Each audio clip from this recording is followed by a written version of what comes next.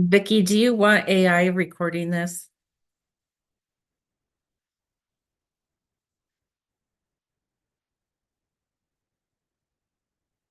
No, I said deny, but maybe it's not allowing me to do stuff now. I don't know.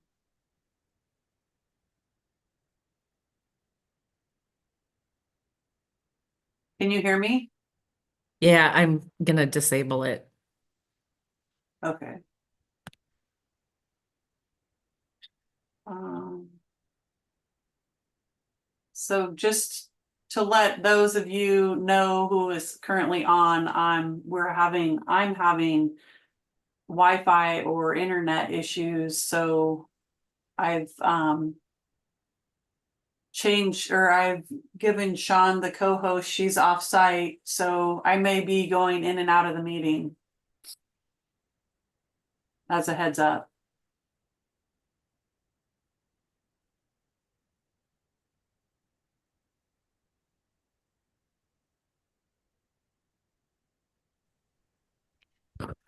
Hey Vicky, while we still have you, could I bother you for sharing privileges just in case? Oh, I'm sorry, I had that set and then it. You Oops. might, I just didn't want to test it before it was time. Thank you. Well, I logged out. Oh yeah, Okay, it's still the same. Yep, you do. thank you. Oh man.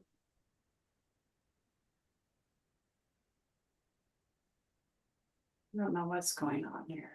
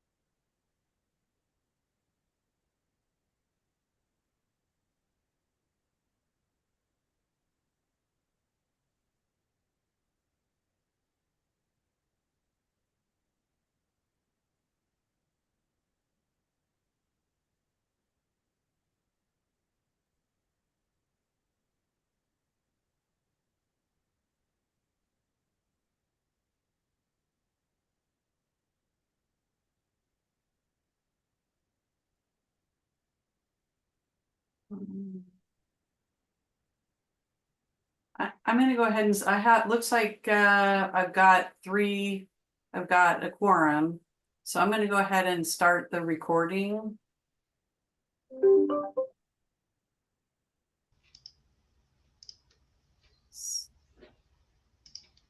So I'm going to go ahead and hand it over to Phil and he can start the meeting whenever. All right, well, let's start then. My name is Phil Cartal. I am the co-chair of the Hubbard Planning Commission, and I will be presiding over this hearing.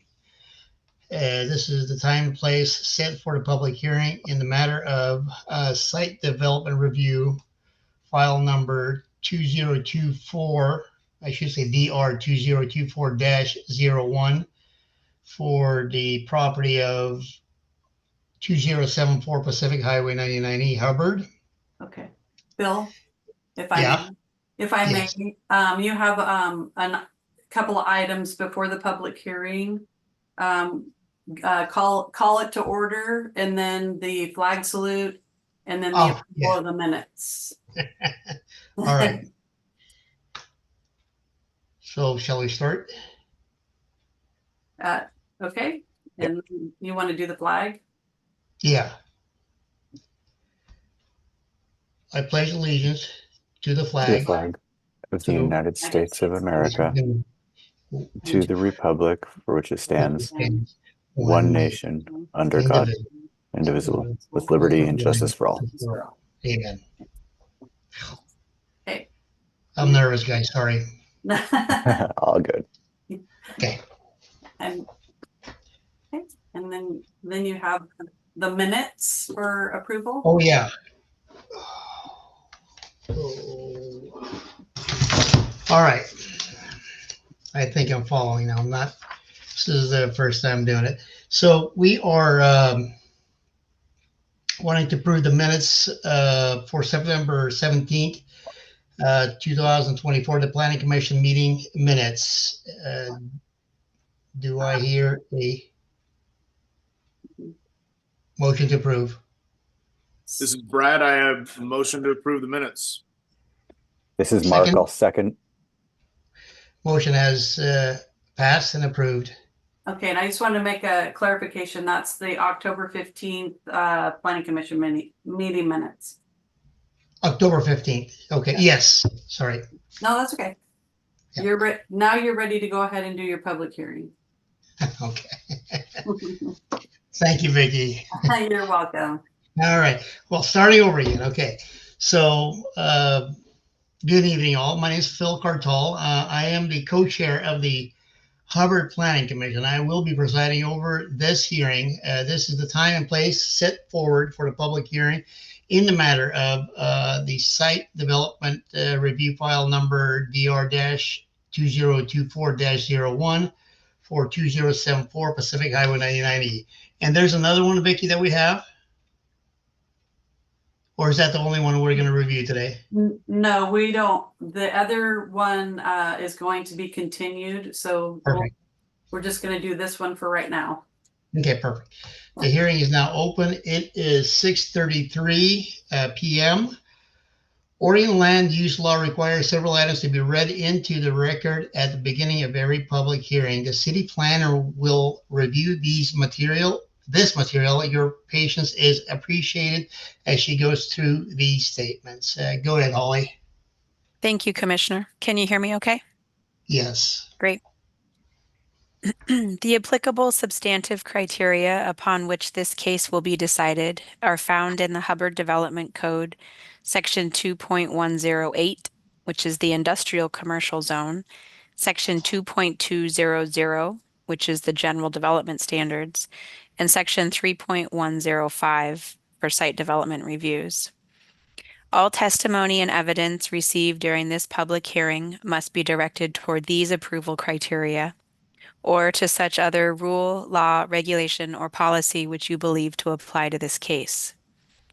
An issue which may be the basis for an appeal to the City Council or the Land Use Board of Appeals shall be raised not later than the close of the record at or following the final evidentiary hearing on this case.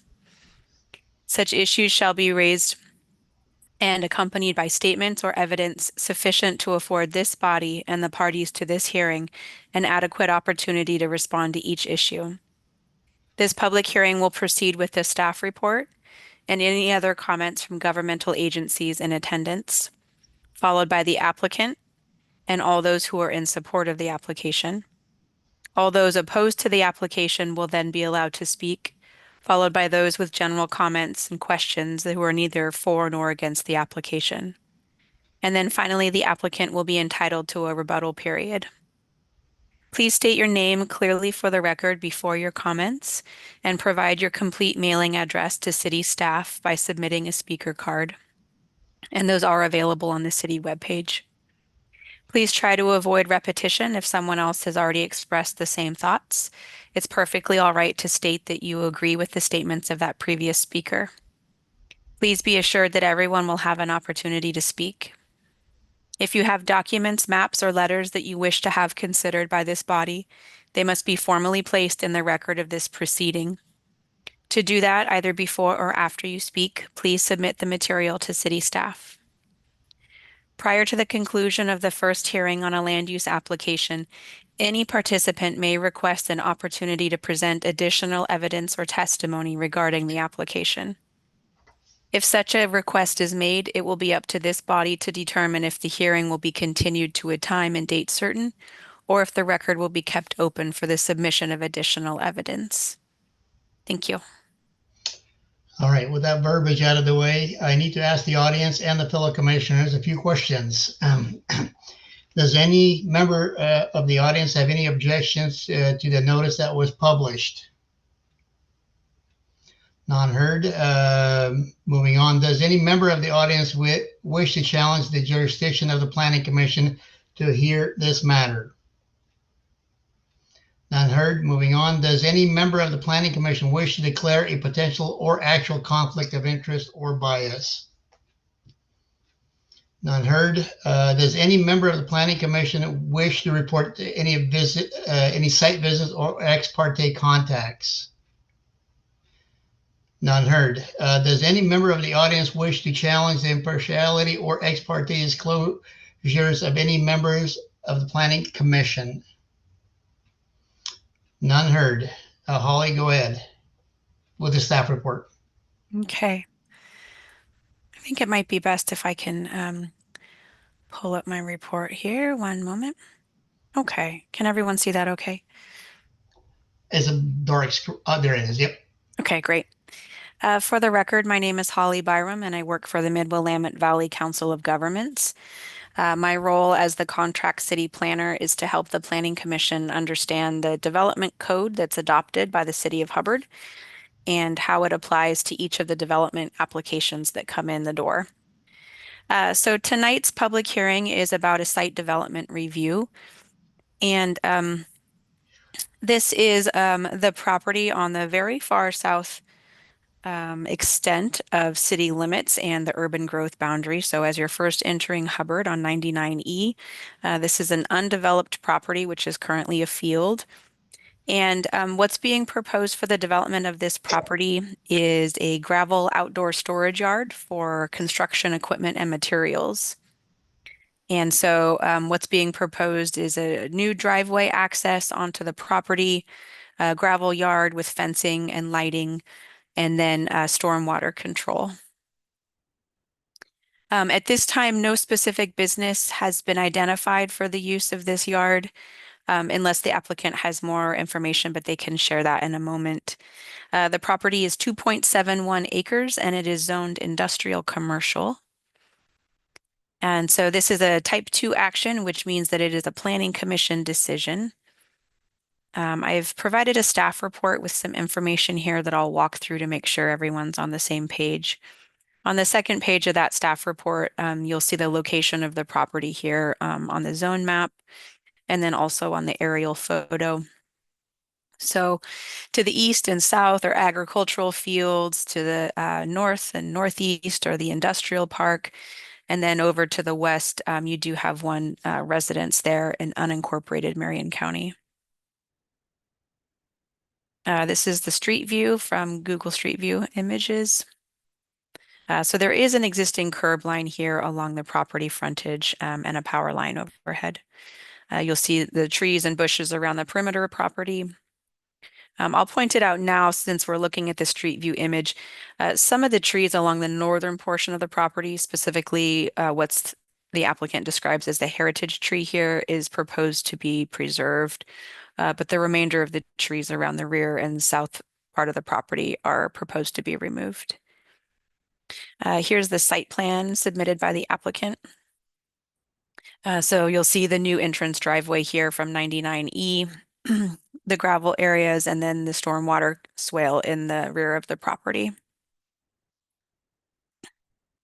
And so the criteria that apply to this application are found in the Hubbard Development Code. The site development review section has a couple different standards that need to be considered. The first A is the Planning Commission needs to consider the characteristics of adjoining and surrounding uses. And so that typically applies to what is the zoning of this property, what are the abutting properties. And in this case, the industrial commercial zone is intended for this type of a use. This is an outright permitted use, this outdoor storage. So I've included that information here. Typically, you'd review dimensional standards like setbacks and height, but in this case, there's no building proposed to be developed at this time. That'll be a later phase, and that will come back to the Planning Commission for approval when and if that happens.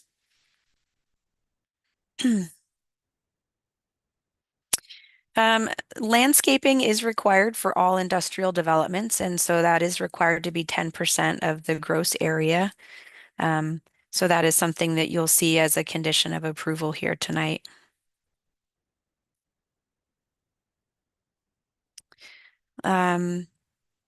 Let's see here. I'll move forward. The next category B is about drainage and erosion control.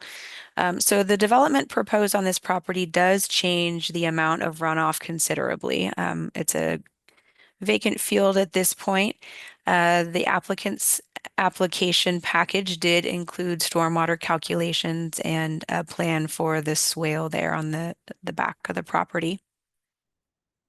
And they are required to provide a city a copy of their DEQ permit there once they begin development.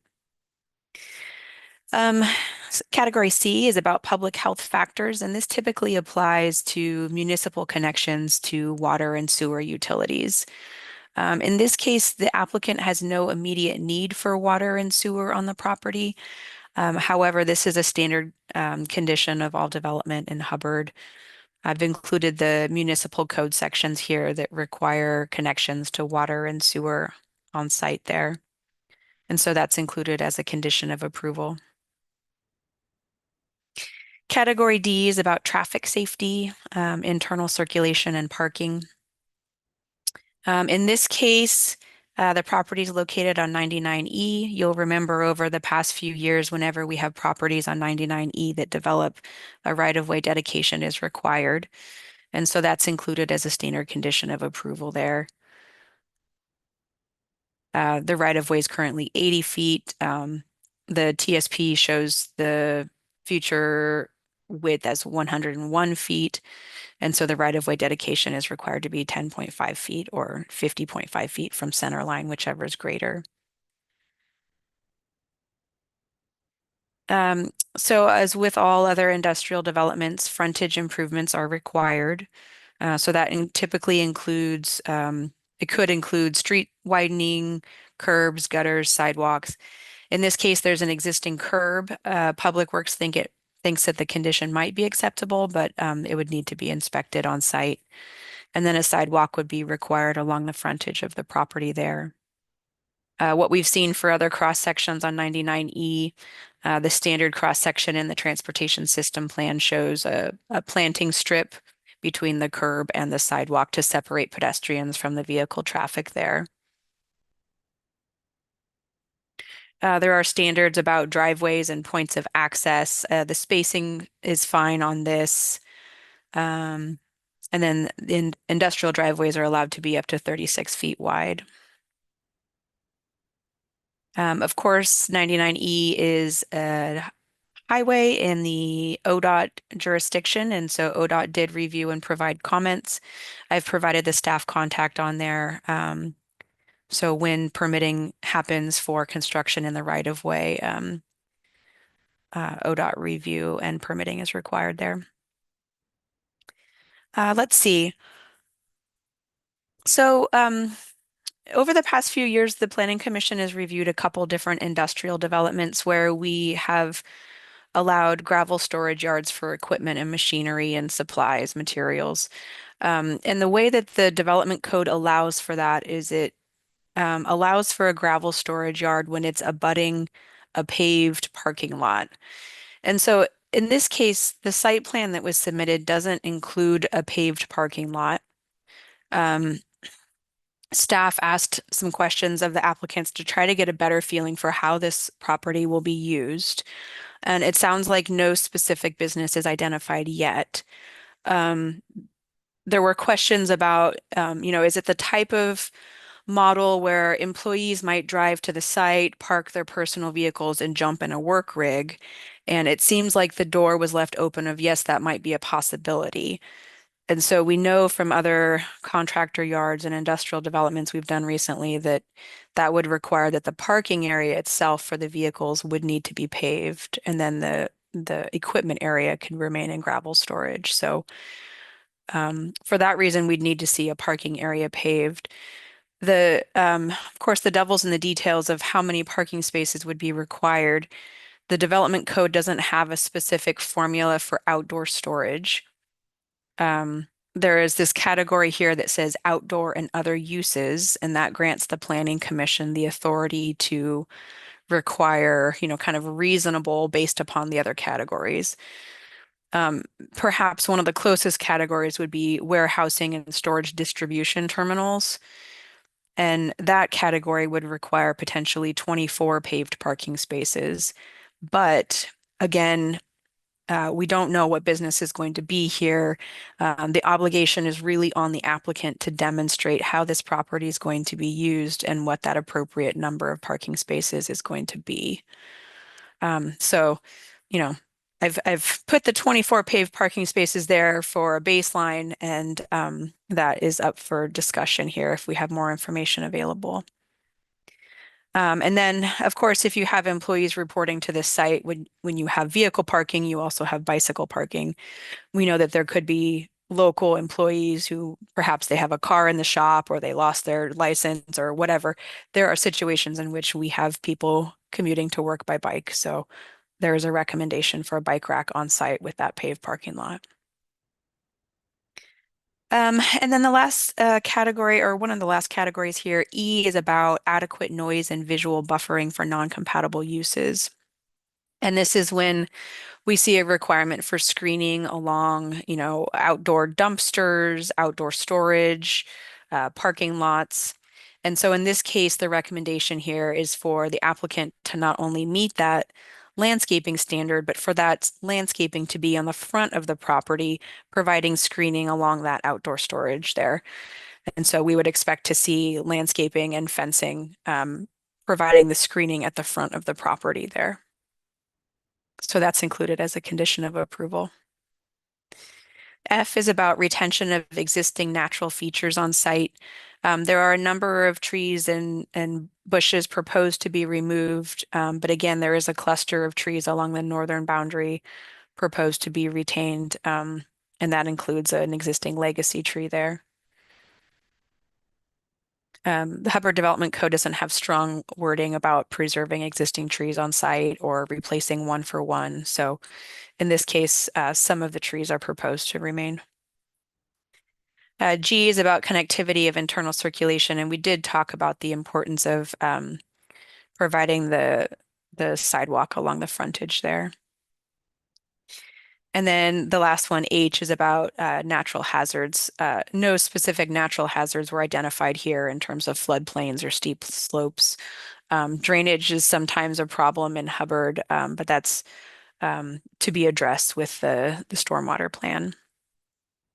So overall, staff recommends approval subject to the recommended conditions of approval here. The first couple conditions of approval are pretty standard: due diligence, compliance, cost of improvements. Staff would expect to see a revised site plan come in showing compliance with the conditions.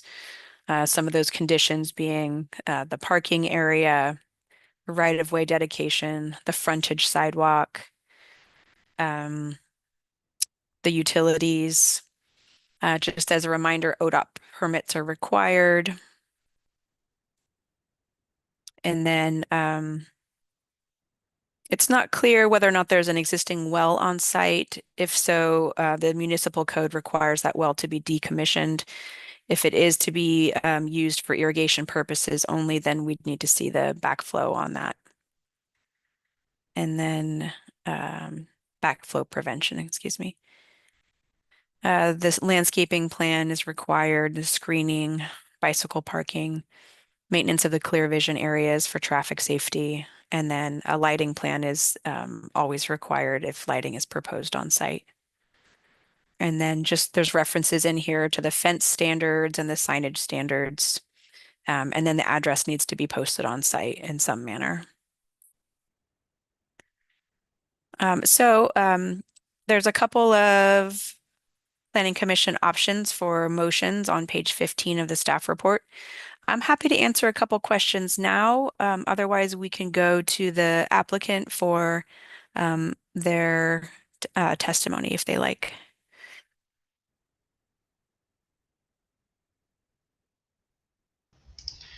So is there any questions of staff from any of the planning commissioners at this point? Mm-mm.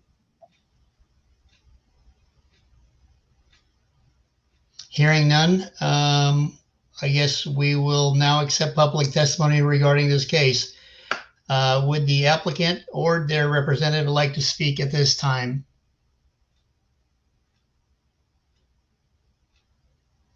I would. My name's Adam Pedrusini. I am here representing the owner. I live at 15231 South Redland Road in Oregon City. The owner of this property eventually plans on building a small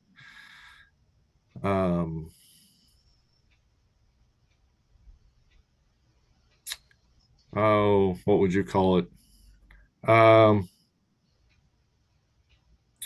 Basically a rental facility, offices, storage spaces, commercial park. He is interested in doing a nice looking commercial park. But at this time, he's looking just to get through improving some of the property, putting up some fencing, graveling it, and start advertising it for build to suit type of situations. So he doesn't really know what kind of business might come in there. He doesn't know who might be interested.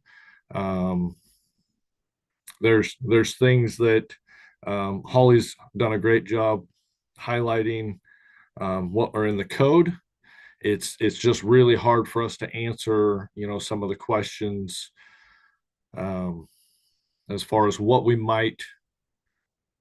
don't know if somebody might put a business in there that's going to want 20 cars. We don't know if they're going to want 3-phase power. We don't know if they're going to want 4-inch water line. There's a lot of different questions, and a lot of those things come with quite a different cost.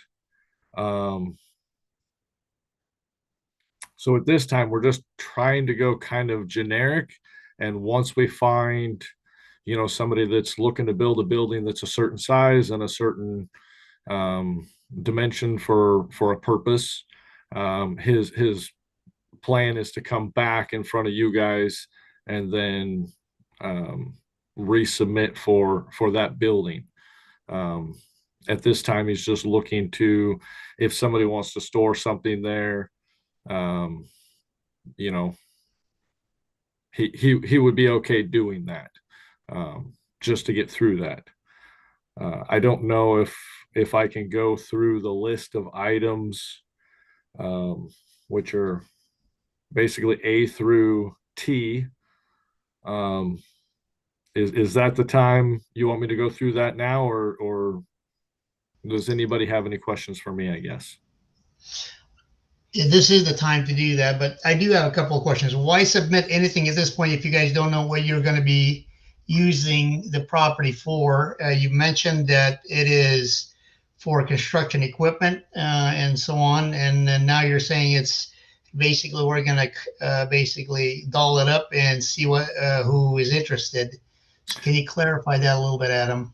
Yeah, it's if there's somebody that comes along and says, hey, I want to store, I have excavators, I want to put some Tracos, I need somewhere to park some Tracos, we can do that under the currently what we're trying to do, but ultimately he would like to get somebody that says, hey, I want to store Tracos here, and I need an office, and I need a shop space. Okay, now what are we, trying to get down the road? It's as a brushy, surrounded, grassy field. It's hard to say. It's harder to advertise and say, this is kind of what we have. Would you want to build something here? So he's just looking to get further down the road, and his ultimate goal is really what he's trying to do, without spending a lot of money. If he builds buildings and no one wants to rent them, that's a tough situation. So he's trying not to go that route. So all you're looking for is approval is for storage, equipment storage at this point. No buildings, no businesses, no nothing, basically just a storage lot, basically, is what you're looking for approval today, Correct. and nothing else. Yeah, we don't have any, there is no renters moving in there. There is no plan for anybody doing anything at this time. That's why it was a tough conversation with Holly. She was doing her due diligence and asking us questions. It was like, I don't know the answers to the questions because we don't have any answers right now. I have a couple Okay. questions if now's a good time for that. It is.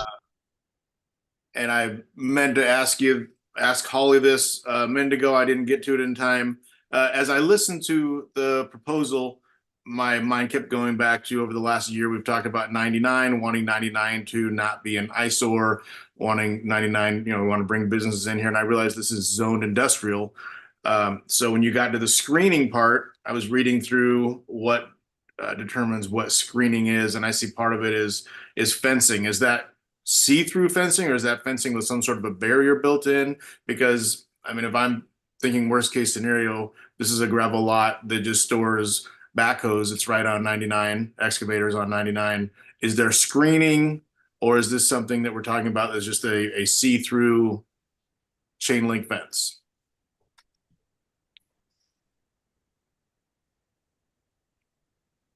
We do plan on putting they have slatting that you put into the cyclone fences that do obscure some of it, and that is in the plans of something we do plan on doing.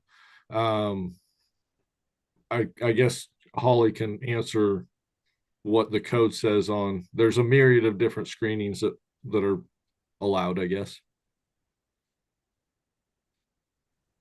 Yeah, so what we might expect to see here would be the slatting and the fencing with landscaping out in front of it there. So kind of the combination of landscaping and fencing together. Some people use berms as well.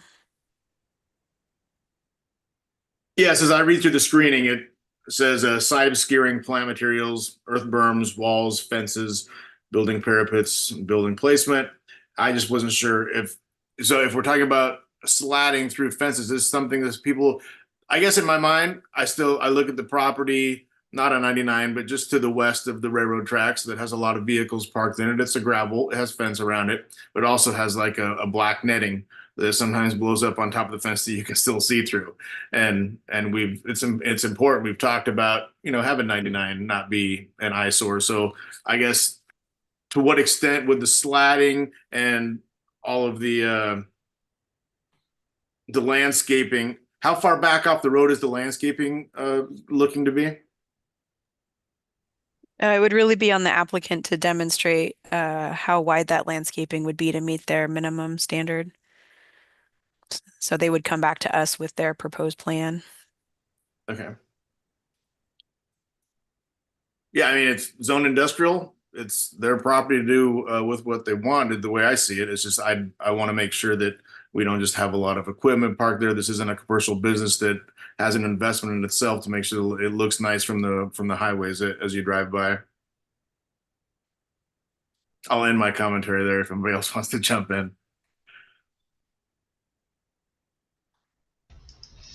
Sounding like there isn't anybody else. Go ahead, Adam. Go ahead and go through your criteria, what you were thinking. Sure. I'll just run through the list of things that are things that as we move forward we want to do. I spoke to the owner last night, and he did express an interest in doing a very nice looking business moving forward. However, at this time, he's just trying to get kind of past step one. So we kind of went through the list. The landscaping, he does want to do a xeriscape landscaping, which is landscaping that doesn't require a lot of watering. The number of parking spaces, it is a tough one to quantify. Paving parking spaces for vehicles that we don't anticipate being there at this time is something we really aren't looking to do. The sidewalk on 99E, we would like to do a remonstrance on that until we do the full improvement out there on the front.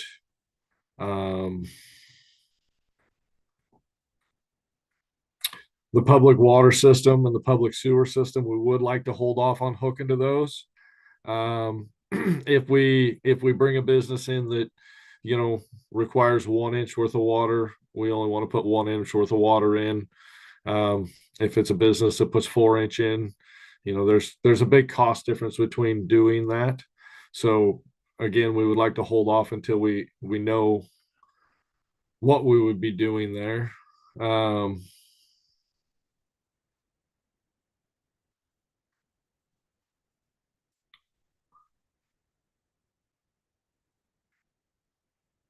There isn't a well on site. And if we don't hook up to the city water, we wouldn't have a backflow. Parking curbs. If we don't do parking spaces, we wouldn't have those. We wouldn't be opposed to putting in the landscaping along the front.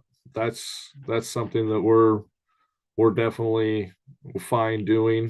Building some nice landscaping berms and putting some trees on it. We would like to do it xeriscape, so it doesn't have to be something that's watered. And then the bicycle rack, we're not going to have anybody commuting to there, we don't believe, so we wouldn't like to put a bicycle rack in. And at this time, I don't know that we would be bringing power in, so lighting would be a difficult issue as well.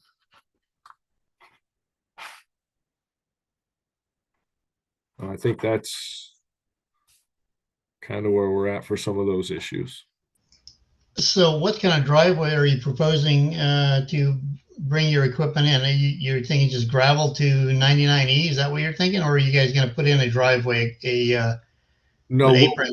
we'll actually put in a driveway and an apron. It'll probably have a 30-foot front, like you would see on any commercial entrance. You know, bring the curb around and taper down to a 20-foot asphalt road that extends into the property so that we're not dragging gravel out.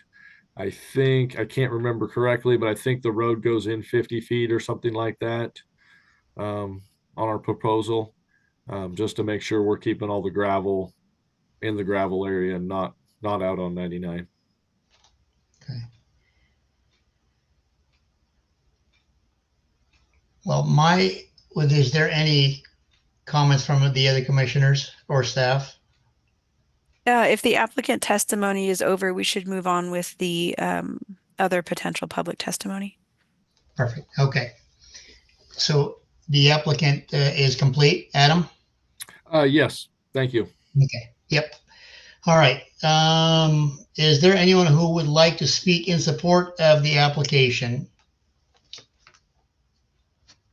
Hearing none, moving on. Is there anyone who would like to speak in opposition to the application? Hearing none. Is there anyone who would like to speak neither for nor against the application? Hearing none. Would the Planning Commission like the applicant to address any of the testimony?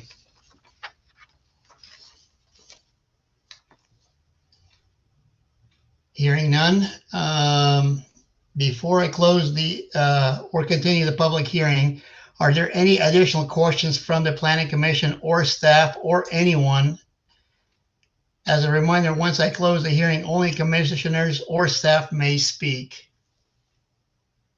Commissioner, you do have other city staff on the call today. I don't know if we want to ask for comments from other city staff as well. Yes, absolutely. Anybody from the city or the police or the fire, if they're on the call.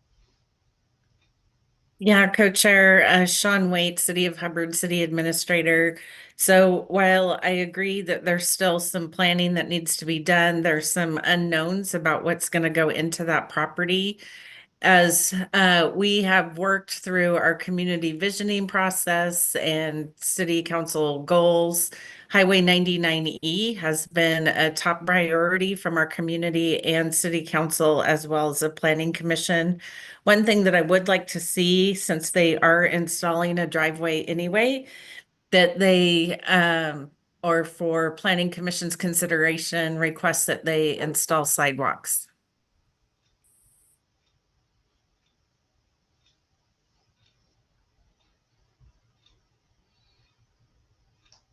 Thank you.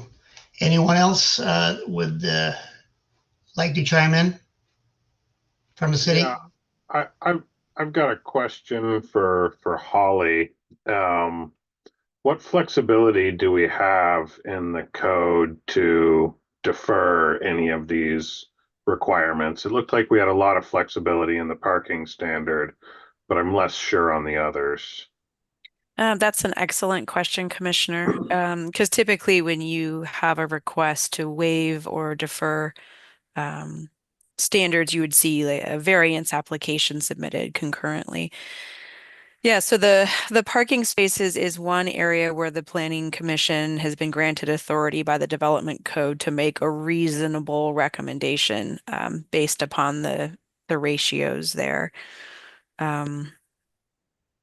In terms of the sidewalk deferral, I believe the Development Code requires frontage improvements with all new commercial and industrial developments. There are some circumstances where sidewalks are deferred, but typically there are compelling reasons for that, and city engineers are granted the authority to approve such a request. In this case, to be honest, this storage lot could sit there for 10, 20 years. I mean, there's no teeth really to require that sidewalk to be constructed. And so I don't think that any city staff were in support of deferring the sidewalk improvements.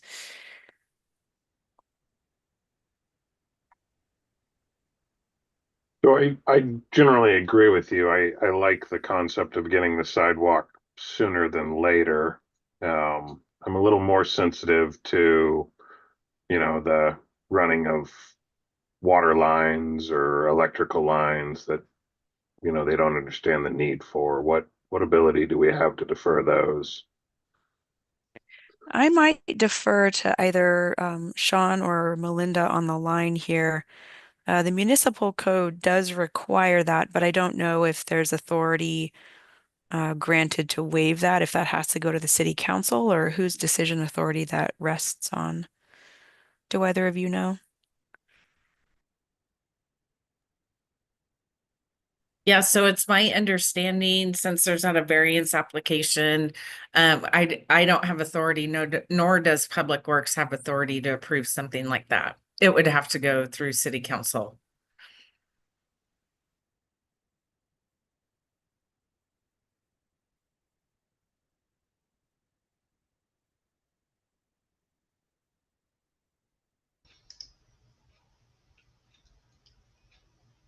So to answer this question, thank you, Sean. One option might be for the Planning Commission to make a decision requiring these connections, and then the applicant could appeal that decision to City Council. And City Council would have the authority to either uphold the Planning Commission's decision or change those conditions of approval.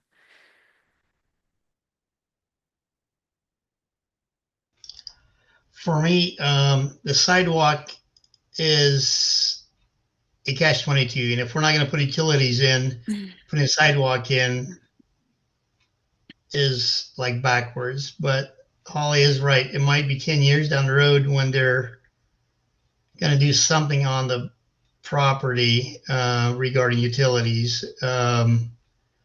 So this is, they're only, in my opinion, they're only asking for a gravel parking lot. So I think the fencing, the landscaping, the driveway would be fine. I think lighting would have to be part of it, at least on 99E, the frontage of 99E.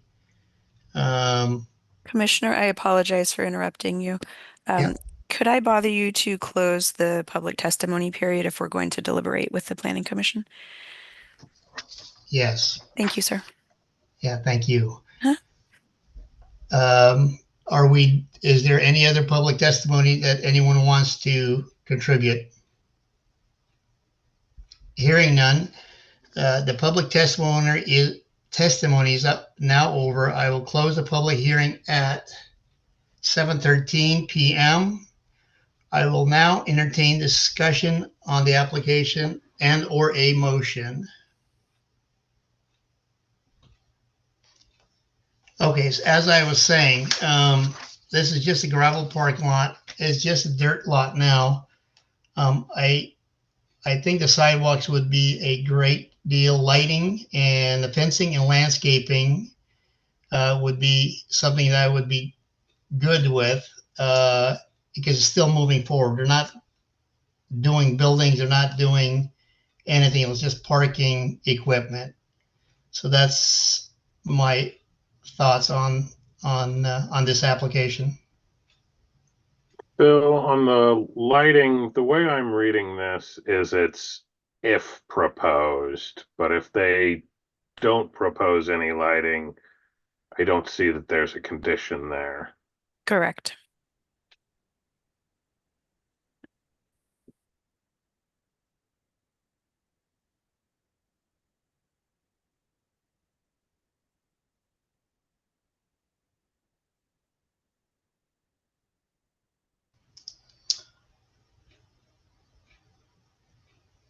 Is there anyone else that wants to contribute?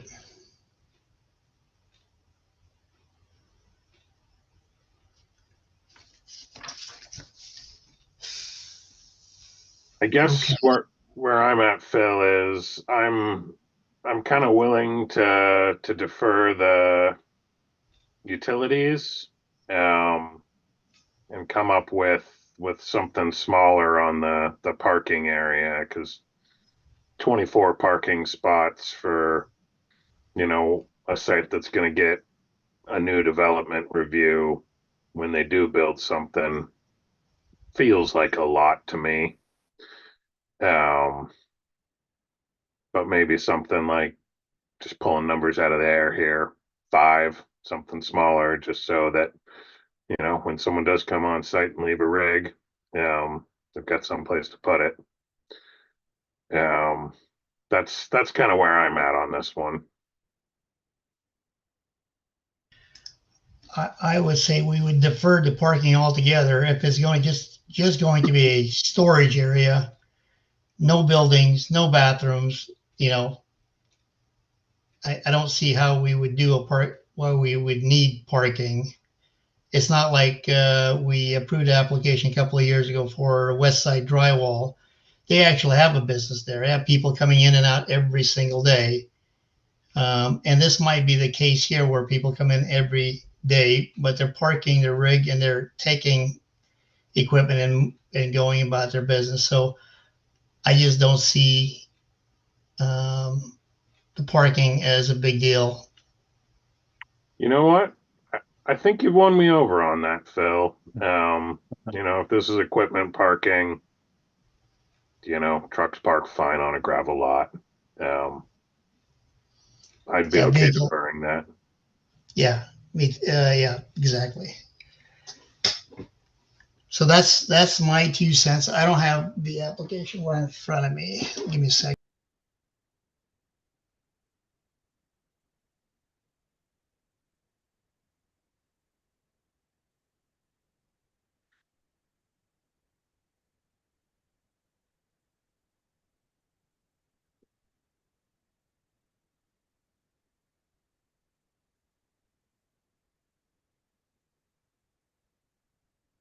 So, Phil, if I were to try to put this into a motion, I think I would be striking item I, the utilities required, the item J, parking,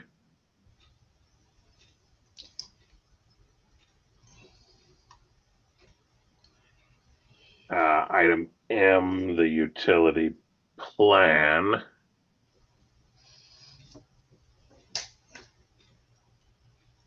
The easement would stay because, they're gonna have to do easement sooner or later. Yeah. And then the backflow prevention, we don't need that at this point. No water meter, nothing going on there. I think you leave that one because it's after a water meter is installed. I think that one wouldn't come into play. There you go. That's good. I still want the fire department's buy off. The parking Yes. curb is there, the landscape, the screening's a good idea. If we're not having the parking, we're probably not having the bike parking. The clear vision, the lighting, the fences, signs, all of that makes sense. Did I miss one at the top? Oh, E. E was the first one about parking.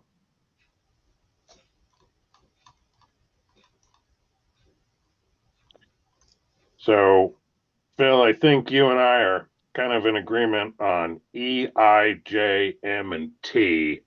I think the sidewalks are a must-have, but I'd be curious to hear what Mark or Brad. This is Mark. I've been tracking and I'm in complete agreement with you on what you guys have been saying. So I guess, Phil, you won me over too. So, All right. Well, Yeah. where do you come down on the sidewalks? are you talking about me? Yeah. I mean, just based on Hubbard's vision plan moving forward, and 99 being so pivotal to that.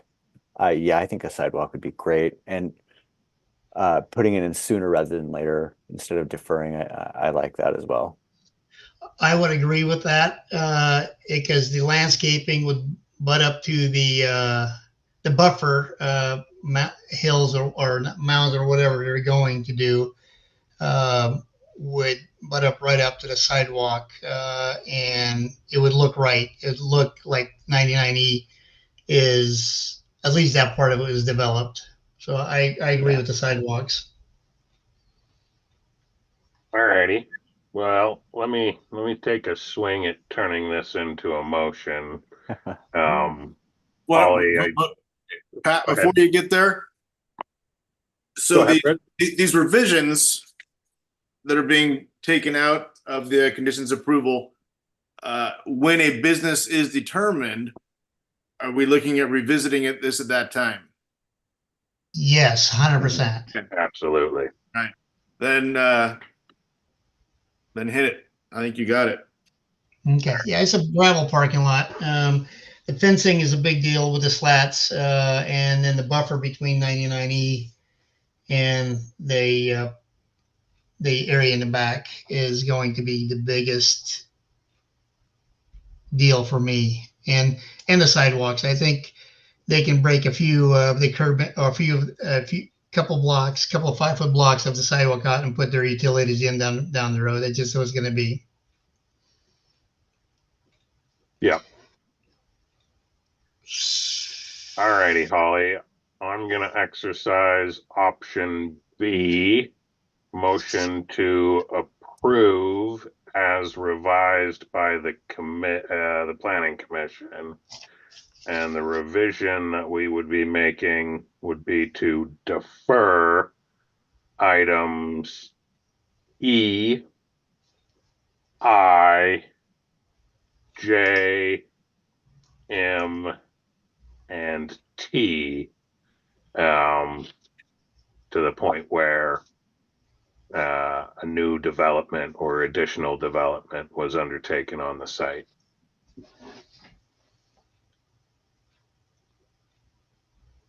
I would second that motion.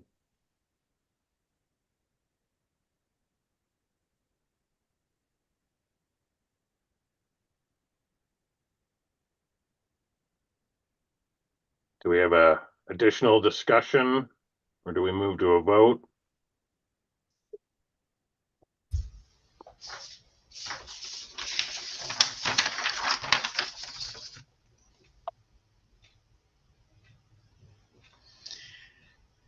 I move that we vote on the motion as Mark has brought up with the items being striked for approval. So Phil, you have a first and a second on the motion to defer E, I, J, M, and T. So you just need to call for the motion. Do I have a motion to defer? I mean, all those Call for in the vote, Phil. Oh, sorry. vote, sorry. Yeah. I'm nervous. I don't speak well publicly. I don't, it even looks like it, but I don't. Okay, so I move that we have a motion to approve. Let The me give you an application. assist here, Phil. All those Perfect. in favor of the motion, please say aye. I, Aye. All those opposed? The ayes have it. Thank you. Thank you, folks. So what will happen next is the city will send out a notice of decision to the applicant, and then there'll be an appeal period following that notice of decision. So thank you all. Do I have a motion to adjourn? No, wait, What?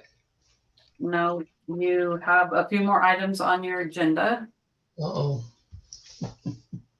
The legislative amendment.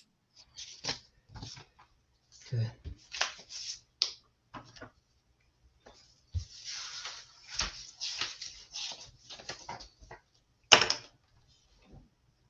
You want me to help you out, Phil? Yes. Please.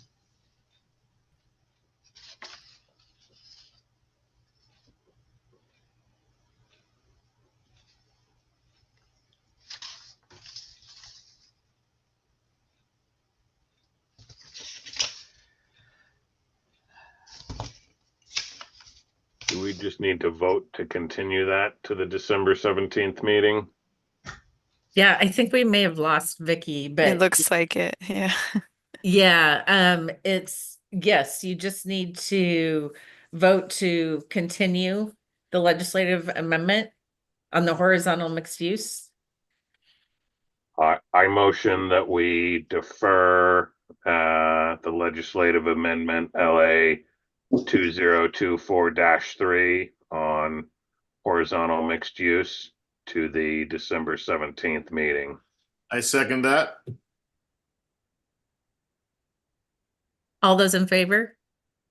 Aye. Aye. I, All those opposed? Okay, ayes have it. We move to the next item. Discussion regarding potential sidewalk improvements on Pacific Highway 99E. Kumar, oh, so Jenna. Yeah, it's a tough one, and Kumar's not here, so you don't have to worry about his last name. Okay, good. Thank you. I know, I've worked with him for years now, and I'm not sure I can say it. So, so great. So hi, everybody. I was sort of creeping that last conversation because I didn't know exactly when I'd come up. And I found it wonderful and heartwarming in a way because you all talked about prioritizing sidewalk infill and mentioned 99E being a heart sore, which I am at ODOT, but I can take it, and I don't eyesore. I don't disagree. My role at ODOT here is I do bicycle and pedestrian kind of infrastructure stuff, but I've had my eye on Hubbard for a long time. I've been here 8.5 years, and I've been really excited to kind of get into your community. And so there's a project coming through Hubbard that you've been hearing about for a while, unfortunately, and I kind of hate to be the messenger on this part. And Pat, I'm looking at you because you're the only person who has your camera on, so please keep like being engaged because it's helping me. Thank you. You can tell I used to teach, and so I'm like used to in person. But anyway, so thank you. So there's a paving project coming through town, and I am always looking to leverage bicycle and pedestrian improvements onto those types of projects. And I have some funding, and I really hoped to spend some money in Hubbard. So I figure that's a good way to start, right? With an audience. I got money, and I want to spend it here. But there's some really tricky locations, and so I wanted to get your guys's early feedback. And I'm going to share my screen here, which I know we've all been doing this a long time, but I'm actually not on Zoom that much. I'm almost always on Teams. So I'm going to double check, and it looks like it's up. You can see it?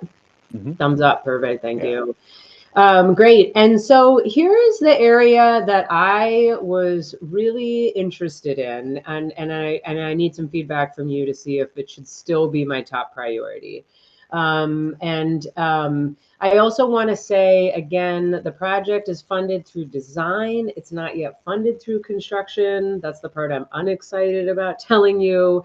But if we get the sidewalk infill now, and I say I have money to add to this project to get some pieces of sidewalk built, it will then be kind of on the record in a way, you know, and then when this project design gets picked back up, then they'll come to me and say, okay, give us the money now because we're doing the thing. And so that's what I want to do. I also want you to know, kind of to the point of the downtown visioning and whatnot that you all have talked about a few times in this meeting, is that there's a new funding source at ODOT called Great Streets. I think that Hubbard, if that funding program continues right now, we're in one cycle and we're hoping it proves itself to be popular. And if it is popular, I'm hoping money continues. And then I would want to come back and talk to you about more improvements. But for right now, we're looking at improvements in the ballpark of like $200,000, $400,000. And what I was focused on, I'm going to actually pull up an email that Kumar, who's the project manager, sent to Melinda. And then she's like, you should come talk to this group. I was really focused on this G Street North on the west side, because it seemed like that's where kind of the most density is, the most businesses, the most potential for people like biking and walking. And I wanted to make that footprint, start that footprint. And then I think that he found out, and Melinda, if you're on, or someone else from the city, and I say this wrong, please let me know, because I haven't been in all these meetings, that per the development code, you know, if we kind of define this space with sidewalk infill, then it will impact parking at these businesses. And so then at the tattoo parlor and the burger hut, which I've hung out there, and it is popular, so I'm guessing it's good. And so then the question is there flexibility in that? Is that a complete no-go, like ODOT, don't go here? And I should look at, you know, shifting my prioritization north of here. I just would love some initial feedback from you all.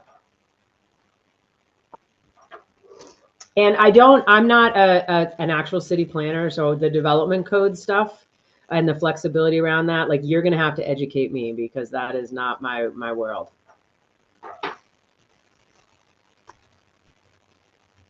How far back would the sidewalk sit from the highway? This image we're looking at right now, for example, I see those parking spots in front of the burger hut. Yeah. And I see the utility pole there. Right. Like, is it gonna go beyond that, the sidewalk?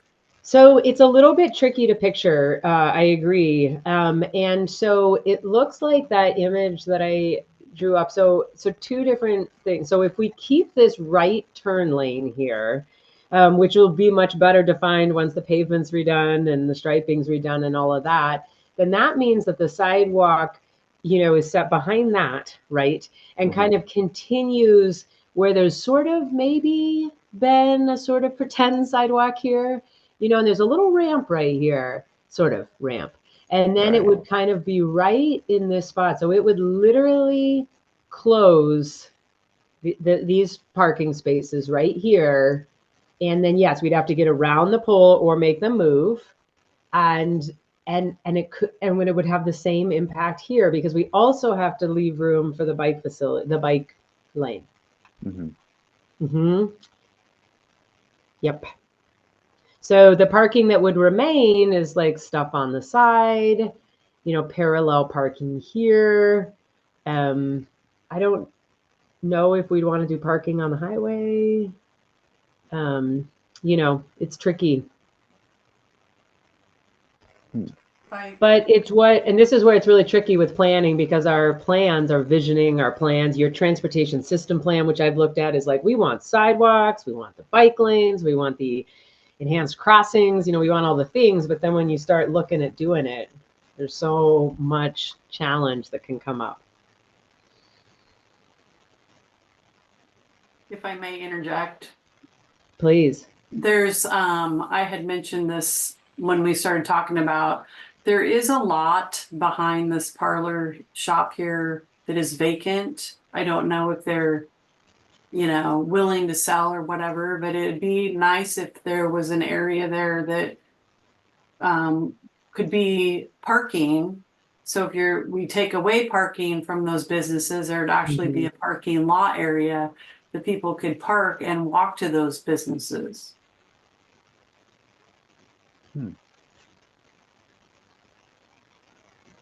Yeah, we'd also have to define, the access, the space in between those two businesses, and it would be a change.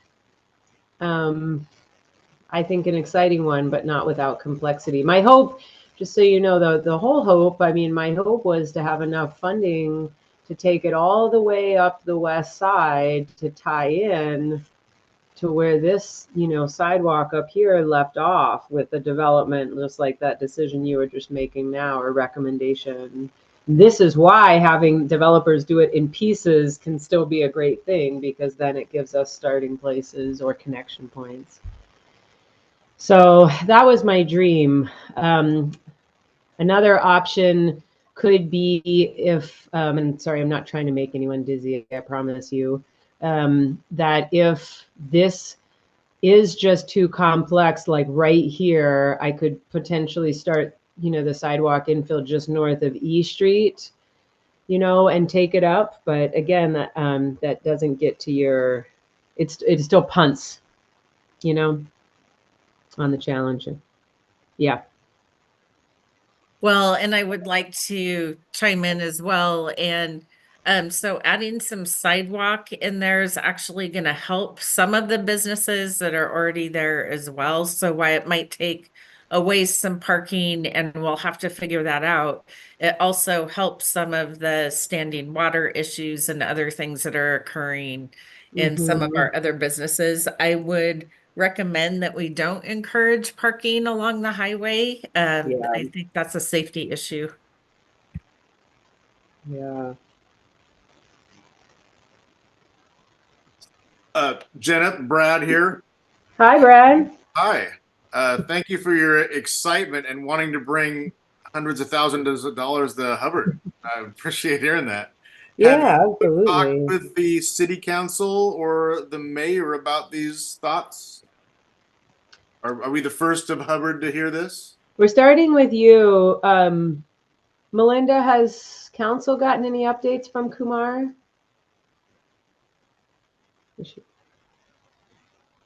No, they have not. Okay. Okay. I just wanted to double check. Yeah. So we were starting with you. And again, this is years off. I hate to say it, but still matters, You know, as you went through it, and I mean, I've eaten at the Burger Hut for 35 years. So, and I look at those parking spots, and I know that the parking right along 99, those parking spots, the 3 or 4 up front, those are Yeah. always used for people with they have a walk-up window, and then Yeah. the parking spots along the side are usually for dine in. And I know for the tattoo parlor, those parking spots, if they were cut off by having a sidewalk there, I don't know where else people would park there. And so I get excited hearing about, you know, money coming in for Yeah. sidewalks, making things look better. But it's hard to visualize for me, especially when we've talked in the past about, man, is there a way we could widen 99? Because, you know, when the school buses go through for an hour and a half in the afternoons, everything is backed up for a mile or two each direction outside of Hubbard. So there's just so many things to try to tie in and make them work. Hmm. Yeah, I hear you. I hear you on that. I will say that the current funding landscape at ODOT, and this stuff changes. You know, it changes with the legislation, it changes with the state level politics, let alone federal. But we are not widening highways right now. So I will just throw that out there that I don't foresee that happening kind of anywhere for quite a while. It's just kind of not the way the money is going. That said, you know, we have some changes coming up. Who knows? But, you know, just to give you some of that perspective, you know, I've seen some creative, you know, solutions with areas, you know, smaller communities where they maybe don't want to pay for all the curb and gutter, like that full build out of sidewalk that is really expensive. You know, I wonder if we could do a little bit. I mean, one thought would be a hybrid, you know, to kind of keep this open in front of here and then really start the more traditional sidewalk design, you know, north of it. You know, of course, I always, as a bike pedestrian person, am biased toward like, they can park somewhere else and just walk there. But I recognize that's really easy to say when you haven't been going to the burger joint for 30 years. So, and you don't have habits. So, I mean, I can show an example of some of the kind of lower cost things I've seen in some rural communities, but it's definitely not what your planning work calls for. But reality is reality, you know, that's okay. So, Right. This is Phil Cartel. That area is basically flat at this point. And for us to basically shut their business down almost, if you have to, people are not going to go there as much if they're going to walk further to their businesses. So I would say from E Street north is fine. There's plenty of space to do that. They're not going to bother anyone. If you want to start anywhere, that would be where I would start. If you want to extend it all the way to the storage units to the north. I mean, here we've got, well, basically 3 or 4 businesses that probably will not survive if we can't park in front of them. mm-hmm. And it's a flat area. People do ride their bikes there and walk without sidewalks. It's kind of a unique area too, because it's old, well, original almost to the city. Yeah, I hear that. I think that's definitely an option, you know, take it from E Street. Do you guys know if folks park in front of this? They don't when it's raining because it just pools with water. Right, right. Oh, gosh. Is there no drainage in here? No. Like that's all underwater right now. I was just going to say.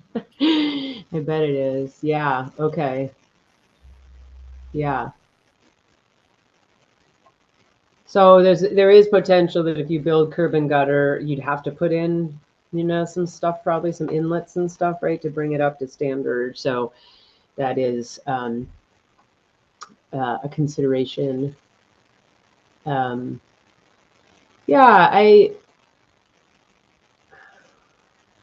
gosh, what a tricky spot. Jenna, a couple thoughts and Yeah. questions for you. Please.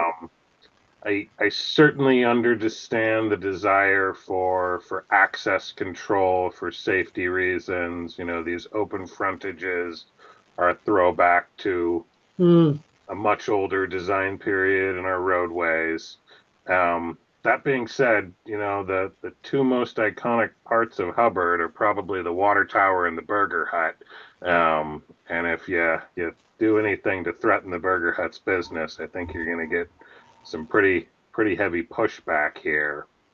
You know, if we're thinking about pedestrian connectivity, is there an option to route these people down First Street and kind of bypass the problem, or do something like put in a couple RRFBs or pedestrian hybrid beacons and then complete that segment on the kind of southeast side of the road, so you've got that connectivity without getting into that touchy area?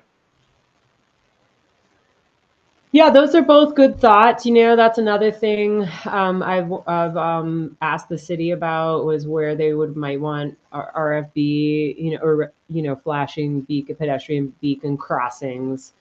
And so, you know, one thought is, or tell me what you guys think of this, kind of hearing from all of you, is if for this current opportunity where we have a project in the books that we want to kind of earmark some funding so it doesn't not happen, we focus on east first and then taking it north to tie in. And then maybe we do a little bit, I have like a list of some small communities where I want to do some additional like planning work.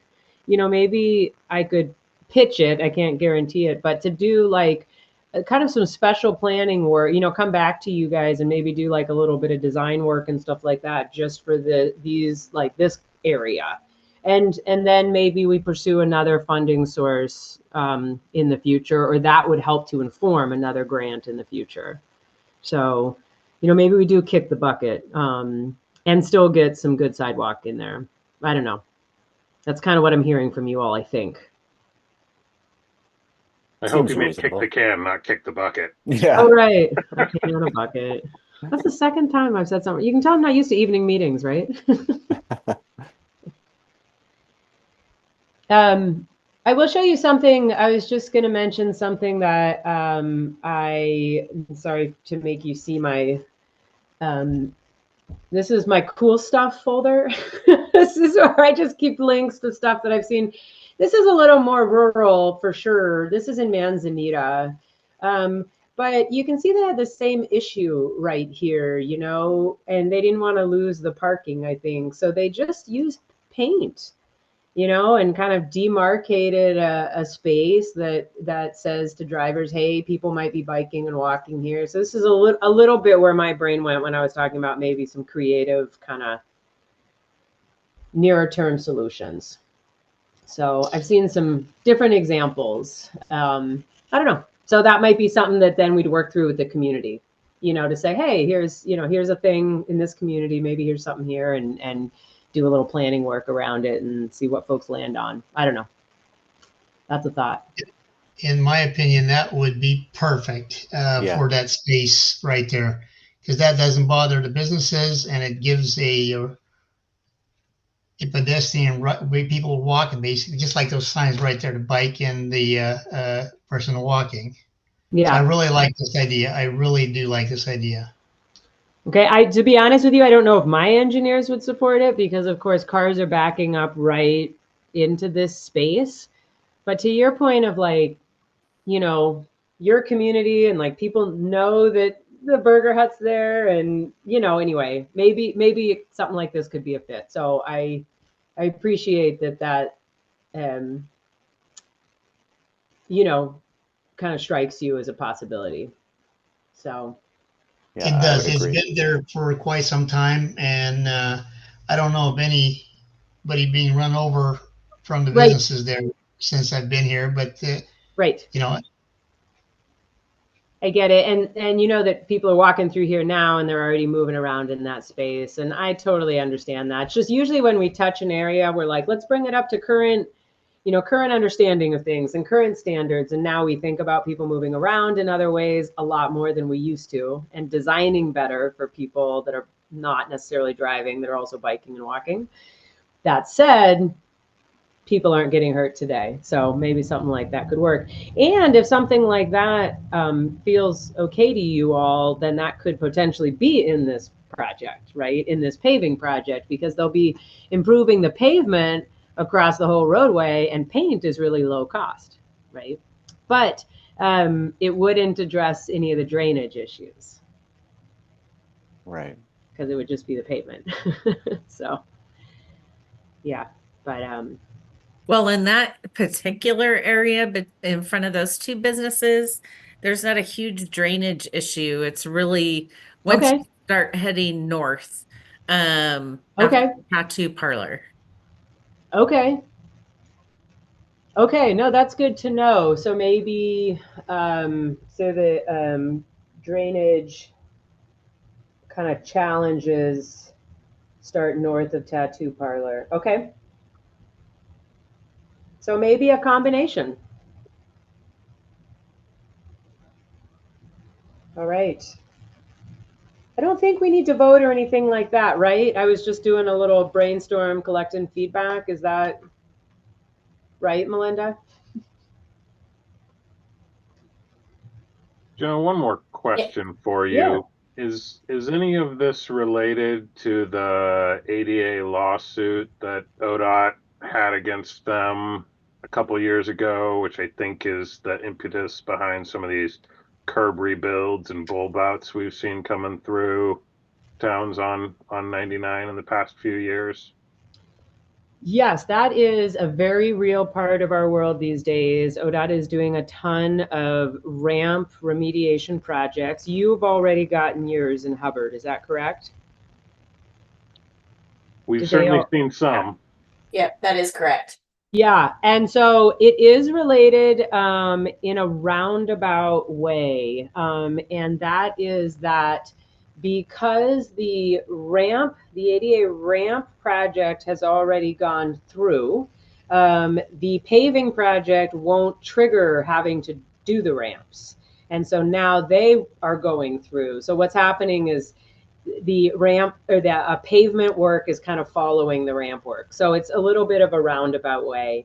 Unfortunately, for my work, the settlement, the lawsuit held us responsible for ramps, all the ramps, and nothing but the ramps in a way. And so it's going to help the whole system, and I'm excited about it getting done, but we are not doing sidewalks in between those ramps.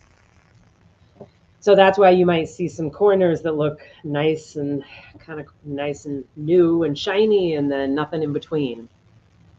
So yeah. So you got your ramp project. I didn't get a chance to leverage that with anything else, which is what I've been trying to do, but I'm too late. So I'm trying to jump on to your ADA project or your pavement project. Yep. That's kind of the that funding landscape that I mentioned. Who was I talking to? Sean? No, Pat or someone. No, not Pat. Who was that? Brad? Anyway, when Brad jumped in, the name of the funding game right now at ODOT is very maintenance based. Like there's just not a lot of big kind of downtown streetscape type projects. We hardly do that at all right now. And so that's why my best strategy to get anything done for people biking and walking is to jump onto maintenance projects. So whether that's ADA or pavement. So sorry, that's probably more than you wanted, Pat. No, that's great. But that's the dealio today, these days at ODOT. Unless that Great Streets program really gains support, that will be the first time that I will have a chance to like do a corridor, right? So that's my dream. So yeah. Okay, so I think we have a thing. So E Street North to tie in to the end of the sidewalk is the priority for traditional sidewalk infill. And then south of there, we look at some creative solutions that might involve paint and maintain the pavement. and we'll work on the drainage somehow of the water. Yeah, exactly. And with the pavement project, you might get some drainage, but I'm not really sure about that.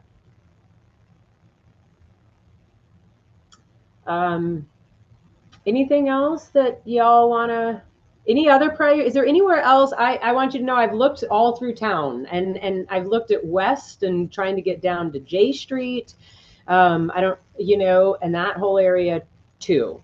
But I felt like it was more a downtowny feeling up here. So if anyone feels like there's another priority spot, please also speak up.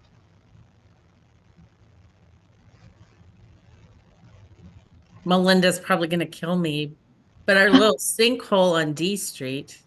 I probably can't help on D Street unless it's touching the state system, then it might be fixed. It is. It is. By our project. Is our project going to take care of it? Well, it's the sensors for the signal. Oh. Like these? Oh no, that's old striping.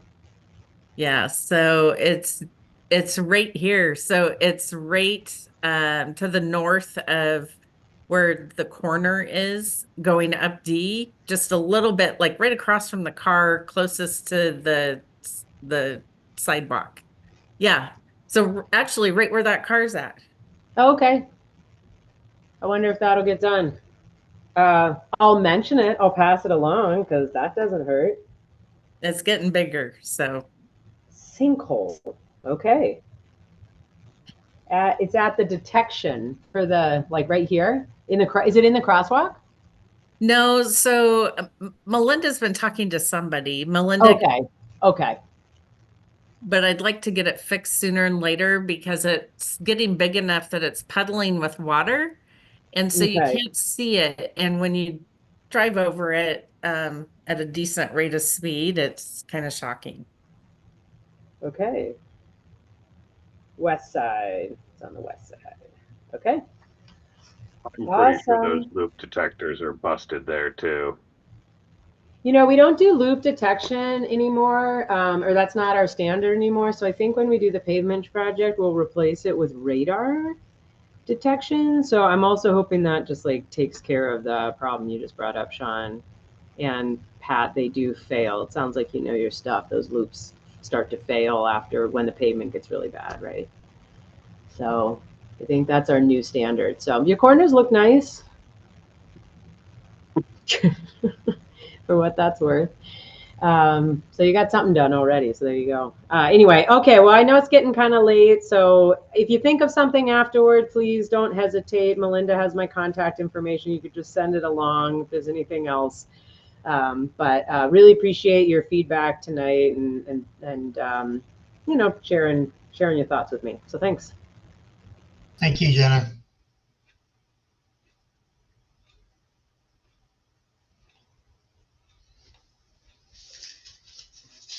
Okay, Phil, so I think we're ready for a motion for adjournment. All right. Not 30 minutes ago. I am nervous. A motion to adjourn. A second. I'll second. I'm sorry, who seconded? Oh, sorry, Mark. This is Mark, and I second. Thank you. All in favor? Aye. All right. Thank you, everyone. Thank you. Bye. Bye. Thank you, everybody. Have a good night.